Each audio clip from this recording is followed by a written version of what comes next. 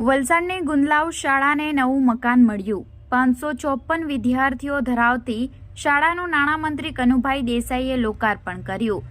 વલસાડ તાલુકામાં સૌથી વધુ વિદ્યાર્થીઓ ધરાવતી ગુંદલાવ પ્રાથમિક શાળાને નવું મકાન મળ્યું છે।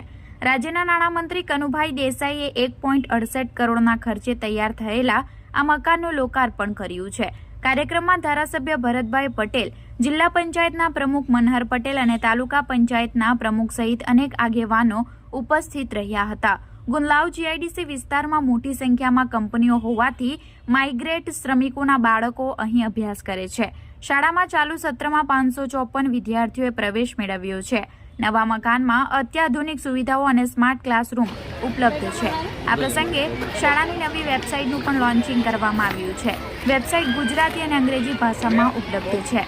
શાળાના આચાર્ય અને શિક્ષકો વેબસાઇટ પર શાળાની તમામ પ્રવૃત્તિઓની માહિતી મૂકશે। આનાથી વાલીઓ શાળાની પ્રવૃત્તિઓથી માહિતગાર રહી શકશે।